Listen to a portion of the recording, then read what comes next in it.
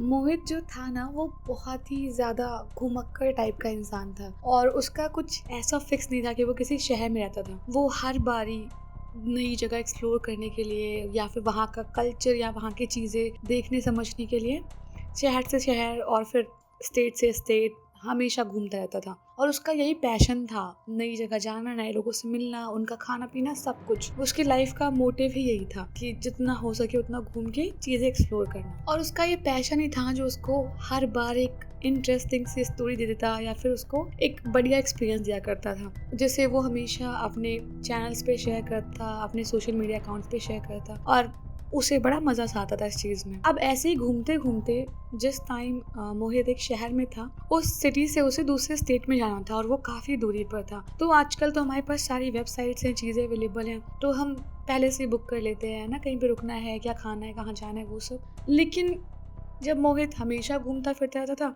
तो उसको थोड़ा बजट पे भी ध्यान देना पड़ता था, क्योंकि ऐसे ही हर चीज़ नहीं खर्च कर सकता ना वो अपनी।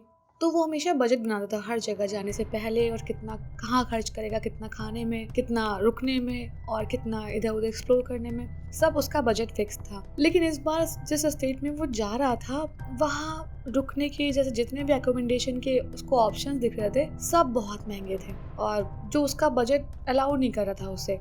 तो उसने सोचा कि एक बार मैं जाता हूँ और ऑफलाइन जो भी होता है ना, लोग मिलते हैं या फिर छोटे मोटे कोई भी सराय टाइप की होती है, वहाँ रुक जाऊंगा। और उसका तो था ही, अगर वो पहाड़ों पे जाता तो अपना टेंट लेके जाता, तो उसको इतना सीन नहीं था कि मतलब लग्जरी रूम चाहिए कुछ भी। उसे बेसिकली वहाँ की ब्यूटी देखनी होती थी कि कितनी अच्छी जगह है, कैसा है। तो मोहित ने डिसाइड किया कि वो खुद जाएगा और वहाँ पे जाके ढूंढेगा जो कुछ मिलेगा। अब जब वहाँ वो पहुँचा और ऑफलाइन भी जब होटल जहाँ पे उसको मेजॉरिटी में दिख रहे थे, सब जगह वन बाय वन गया और पूछने लग गया कि मतलब कितना रुपए लगेगा, कैसे क्या है। तो उसको यहाँ पे भी वही रेट बताए, कुछ ही 100-200 रुपए कम, लेकिन बताया जा रहा था कि उतना ही लगेगा। तो मोहित को बड़ा बुरा सा लगा कि यार अब इतना पैसा तो मैं कहाँ से लाऊंगा, और फिर मैं इतना बजट जब मेरा टाइट है तो क्या करूँ। अब या तो कोई उसका जान पहचान का होता, उनके यहाँ रुक जाता, लेकिन ऐसा भी कोई था नहीं। तो अब वो ऐसे ही एक आध दिन ऐसे किसी महंगे होटल में रहा, जहाँ पे भी उसको लगा ठीक, वहाँ शिफ्ट हुआ। लेकिन उसको मन में था कि यार कुछ टाइम रहना है यहाँ पे, और इतना अगर रुपया रोज खर्च करूंगा मैं तो मेरे पास तो कुछ नहीं बचेगा। तो ऐसे ही एक दिन घूमते घूमते ऐसे लोकल लोगों से बात करने लग गया वो कि यहाँ पे कहीं सस्ते में कुछ रुकने के लिए मिलेगा, कोई भी छोटा मोटा कमरा भी चलेगा, बस मुझे रहना है कुछ टाइम, ज़्यादा टाइम तो बाहर ही रहता हूँ, बस सोने के लिए कोई अच्छी जगह मिल जाए। तो वहाँ पे जो लोकल लोग थे वो उसकी लैंग्वेज भी इतने से समझ नहीं पा रहे थे, बट एनी हाउ उसने बताया कि उसको कोई सस्ता सा रूम चाहिए।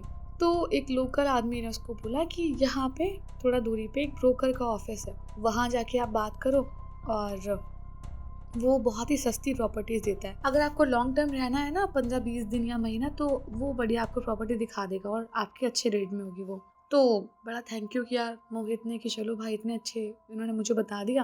अब मोहित बिना देरी किए ब्रोकर के पास चला गया और वो ब्रोकर से पूछने लग गया कि आपके पास मिनिमम बजट में कहाँ पे रूम होगा, और अगर वो मुझे मिल जाए, क्योंकि मुझे बस रुकना है रात रात में, मैं दिन भर बाहर रहता हूँ तो मेरा कोई सीन नहीं, अगर शेयरिंग में भी होगा तो चल जाएगा, मैं रुक जाऊँगा।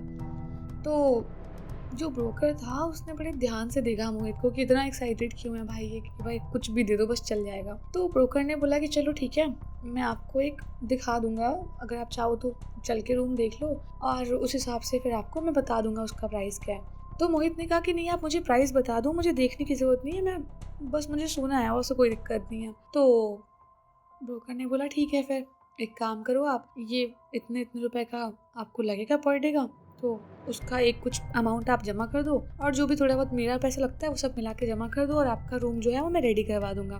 तो मोहित जल्दबाजी में था और उसने फटाफट पैसे दे दिए और वापस अपना घूमने निकल गया, क्योंकि ब्रोकर ने बोला था कि शाम तक आप चाबी ले जाना जब भी आप आओगे लौट के। तो मोहित को लगा ठीक है भाई, जाते हुए चाबी ले लूंगा इससे। अब मोहित दिन भर घूम के अपना वापस आया, शाम को ब्रोकर से रूम की चाबी ली और एकदम आराम करने के मूड में अपने रूम के साइड आगे बढ़ने लग गया।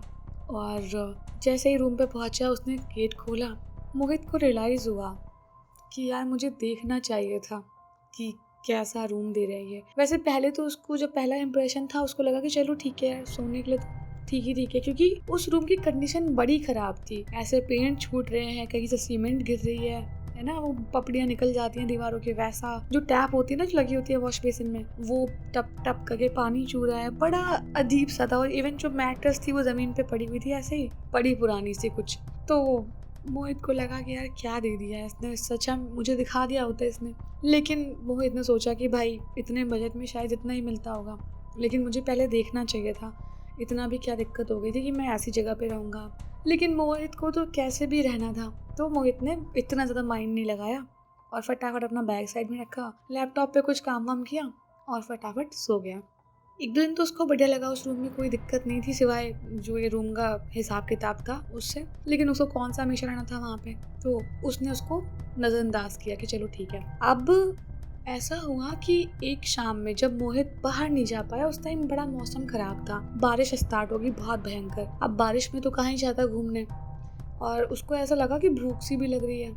तो उसने सोचा कि ठीक है जाके नीचे कुछ खा लेता हूँ पहले। तो पास में ही एक खाने के लिए ढाबा वगैरह टाइप का बना था, तो वहाँ बैठा, जाके थोड़ा बहुत खाना खाया, चाय पी और बारिश देख रहा था। वो बारिश देखते देखते उसके मन में आया कि चलो जाके रूम पे बैठता हूँ, थोड़ा बहुत काम करता हूँ, फिर सो जाता हूँ। अब बारिश में तो कहीं घूमने जाने को मिलेगा नहीं। तो मोहित अपना खाना पीना खा ही चुका था, उठा और रूम में आया।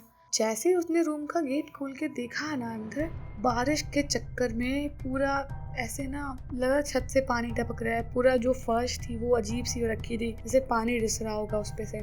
और जो सामने खिड़की थी ना, वो भी पूरा एकदम अजीब सा हो रखा था, शीशा पहले से उसमें टूटा फूटा सा था, बड़ा गंदा सा हो रखा था रूम। उसका बिल्कुल मन नहीं कर रहा था वहाँ खड़े होने का। सोना तो बहुत दूर की बात है, लेकिन अब तो मजबूरी थी, तो करना ही पड़ेगा भाई, सोना तो है ही। जैसे तैसे वो थोड़ा सा और अंदर आया, तो उसने देखा कि ऐसे पानी के जो मतलब निशान बने हुए हैं जैसे किसी के पैर के निशान हो, और कोई पूरे रूम में ऐसे टहल रहा था। उसके ऐसा लगा पूरा इधर से लेके उधर पैर गए, फिर वापस उधर से लेके इधर पैर आए हुए हैं, पूरे पैर छपे हुए थे सब जगह। बड़ा ऑकवर्ड लगा मोहित को कि यार ये चाबी तो मेरे ही पास है और यहाँ कोई रहता भी नहीं है, तो यहाँ आया कौन फिर, क्या इन्वेस्टिगेशन करता बेचारा।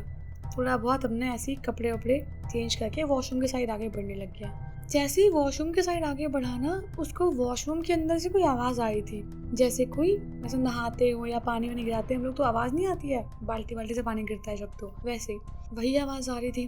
तो मोहित ने एक बार हल्का सा नॉक किया और पूछा कोई है क्या अंदर, तो वहाँ से कोई रिस्पॉन्स नहीं आया। फिर पानी भी एकदम चलना बंद हो गया। तो मोहित को लगा कौन है भाई अंदर, ऐसे कैसे कोई घुस गया। और रात भी अच्छी खासी हो रही थी, मतलब 9:30-10 बजने वाले थे, तो अच्छा खासा टाइम था। फिर दोबारा से मोहित ने नॉक किया, अभी भी अंदर से कोई आवाज़ नहीं। अब उसने नॉब घुमाई बाथरूम का गेट खोलने के लिए, गेट अंदर से लॉक था। मोहित को बड़ा गुस्सा आया कि भाई क्या हो रहा है ये, और पैसे मैंने दिए, रूम में आके नहा कोई और रहा है। तो मोहित मतलब फिर चिल्लाने लग गया कि गेट खोलो, जो भी अंदर है, मैं कुछ नहीं कहूँगा, बस गेट खोल दो एक बारी। कौन हो तुम? कोई आवाज़ नहीं। फिर मोहित कॉल वॉल अपना फ़ोन घुमाने के लिए बाथरूम के साइड से इधर आ गया कि उसको फ़ोन करके बताता हूँ रोका, क्योंकि पता नहीं किसके को चाबी दे रखी है, कोई भी आके बाथरूम में घुस जा रहा है। अब जैसे ही मोहित फ़ोन करने वाला था ब्रोकर को, मोहित की निगाह सामने जो टूटा ऐसे ब्लर टाइप का कांच था उस पर पड़ी, और मोहित ने देखा कि वहाँ कोई ऐसे औरत, जैसे बालों का जूड़ा बनाया हुआ है उसने, और ऐसा उसका साया सा दिखाई दिया उसको। और वो साया देख के वो बड़ा डर गया। और पता है वो औरत कैसी दिख रही थी, एकदम जैसे कि एक लंबी सी गर्दन, एकदम पतला सा शरीर, बिल्कुल पतला शरीर, जैसे किसी का माचिस की तीली टाइप का शरीर किसी का होता है। और उसका सर इतना बड़ा सा लग रहा था, ऊपर से उतना जूड़ा बना रखा था उसने। और वो बड़ी क्रीपी चीज़ थी, क्योंकि जो विंडो थी ना, उसके आगे एक मतलब बैल्कनी टाइप की थी, खिड़की के आगे बैल्कनी थी, लेकिन वहाँ कोई जाने आने का रास्ता नहीं था, तो वहाँ कोई कैसे पहुँचा होगा। अब जैसे उसने देखा ना, मोहित ने बहुत भयंकर डर गया मोहित कि भाई क्या चल रहा है इस रूम में, अंदर बाथरूम में कोई और है, बैल्कनी पे कोई और है, मैं रूम में हुई कोई, सोचा कहीं और चला जाऊँ, मैं पैसा मैंने दे रखा है, मजे दूसरे लोग ले रहे हैं आके इस कमरे में। अब मोहित फटाफट क्लोजेट वगैरह खोल के देखने लग गया कि अब क्या है यार, कौन आ रहा है, कहाँ किसका बैग तो नहीं रखा, किसी का कुछ नहीं दिखा, कुछ भी नहीं उसको। और जो मैट्रेस थी उसने ना वो पलट दी इस बार, और उसने मैट्रेस पलटी ना, तो मैट्रेस पे पीछे साइड में पूरा खून ही खून, जैसा सूखा खून नहीं होता है, वो खून के निशान पड़े थे, छींटे छींटे, अजीब सा बहुत बड़ा धब्बा। मोहित बहुत डर गया कि भाई इसका क्या सीन, क्या है इसमें, क्या कोई है या फिर क्या चीज़ है, कहाँ से आई मैट्रेस इतनी खूनी, और मैं 2 दिन से सो भी रहा हूँ इसी के ऊपर। मोहित को बहुत टेंशन हुई थी और बड़ा परेशान हो रहा था, वो हड़बड़ा के इधर उधर भाग रहा है। अब बारिश इतनी हो रही कि बाहर कहीं भाग नहीं सकता हूँ। इतने में वो पलट के देखता है कि वही पतली सी औरत उसके सामने खड़ी है इस बार। और उसका पता है चेहरा कैसा था, पूरे जैसे उसके कान तक उसके दांत होंगे, ऐसे करके उसने मुंह खोल रखा था, हल्का सा स्माइल जैसे दांत दिखा के करने वाला। और उसकी आंखें इतनी लंबी हो रखी है, नीचे के साइड में खिंची खिंची, नाक एकदम लंबी और बड़ी भयंकर। मतलब उसका जो ये शोल्डर का पार्ट होता है ना, वो बहुत पतला सा था, हाथ पैर खूब पतले खूब लंबे। कहीं से कहीं तक वो इंसान थी ही नहीं, कभी कोई ऐसा इंसान किसी ने देखा ही नहीं होगा। और बिल्कुल जैसे काला और नीला मिक्स टाइप का ना, वैसा बहुत भयंकर। और वैसे ही वो मोहित को देखकर बोलने लग गई, क्या हुआ, गलती से तुम मेरे रूम में आ गए क्या? मोहित डर गया, भाई इसके रूम में मैं कहाँ से आई, तो मेरा अपना कमरा है भाई, मैंने पैसे दे के इसको लिया हुआ है, ये इसके रूम में कैसे? अब मोहित कुछ बोले उससे पहले वो मोहित की तरफ गर्दन टेढ़ी करके देखने लग गई बहुत बुरी तरह से। मोहित की बस उस टाइम काटो उंगली तो खून नहीं, पैर कपकपा रहे उसके कि भागू तो भागू कहाँ से, सामने तो वही खड़ी है। मोहित बहुत तेज चिल्लाया और हिम्मत करके वहाँ रूम से बाहर निकला। और जैसे ही वो बाहर निकला उसको लगा कि भाई अब पकड़ लेगी तब पकड़ लेगी, उसके हाथ वैसे इतने लंबे से थे। अब बस मोहित थोड़ा सा आगे बढ़ा, उसको धप धप करके ऐसे भागने के बाद अपने पीछे से आई। लेकिन मोहित ने पीछे मुड़ के बिल्कुल नहीं देखा, सामान वामान सब वहीं पड़ा रहा। वो भगा कि बस भाई बारिश में भीग जाऊं बहुत अच्छा, लेकिन जान से हाथ धो बैठना तो बिल्कुल भी कहीं का कोई जस्टिफिकेशन ही नहीं है इस बात का। भगा वहां से वो बहुत तेज, भाग के सीधे जाके बीच रोड पे खड़ा हो गया। अब वो देख रहा था कि जिस विंडो के साइड उसने उस औरत को देखा था, वो वापस आई उसी बैल्कनी में और मोहित को ऐसे ऊपर आने का इशारा करने लग गई। और वैसे ही अपनी लंबी सी स्माइल दिखा के मोहित को डराने की कोशिश कर रही थी वो। और मोहित बहुत डर रहा था। मोहित ने कुछ टाइम बाद ब्रोकर से बात की, अपना सामान निकलवाया उस रूम से और वापस जहाँ से आया था जिस शहर में, वहीं वापस चला गया। और जाके उसने सर्च वर्च किया, थोड़ा बहुत जानना चाहा उस होटल के बारे में कि क्या दिक्कत थी, वहाँ पे क्या था। तो 2-4 लोगों ने अपने रिव्यू दे रखे थे और 1-2 लोगों ने ऐसी बात बना रखी थी। तभी उसने फिर पढ़ा कि किसी ने ऐसा लिख रखा था कि जो ये ब्रोकर है, ये ऐसी प्रॉपर्टीज़ खरीदता बेचता है जो जहाँ पे कोई डेथ हो रखी होती है पहले से, तो वो प्रॉपर्टीज़ कोई और लेता नहीं, तो वो इसको बहुत सस्ते में पड़ती है और ये उसी को 2-4 गुना पैसा लगा के अगले बंदे को बेच देता है। तो वहाँ पे भी किसी का ऐसे ही मर्डर हुआ था और वो उसको कोई खरीद नहीं रहा था, तो ये उसने खरीदी और उसको रेंट पे चढ़ा दिया। क्या यार, मोहित ने कसम खाई कि भाई अब से कहीं पे भी जाऊँगा घूमने या रुकने, जो भी है पहले रिसर्च करूँगा और ये तो ज़रूर देखूँगा कि भाई सस्ता हो ना हो, लेकिन कभी वहाँ पे ऐसी हिस्ट्री नहीं होनी चाहिए कि उसकी रातों की नींद हराम हो जाए। तो अगर आपको स्टोरी अच्छी लगी हो तो वीडियो को लाइक कर देना और कमेंट करके बताना यार स्टोरी कैसी थी। और यार सब्सक्राइब तो तुम इतने प्यारे हो ना, मुझे कहना पड़ता नहीं है, तुम लोग अनसब्सक्राइब करके सब्सक्राइब कर देते हो लेकिन ऐसे वो अनसब्सक्राइब मत करना, सिर्फ सब्सक्राइब करना और नोटिफिकेशन बेल ऑन कर लेना, क्योंकि मेरी 2 स्टोरीज पर डे आती है, एक सुबह 9 बजे, एक दोपहर 3 बजे। चलो एंजॉय करो।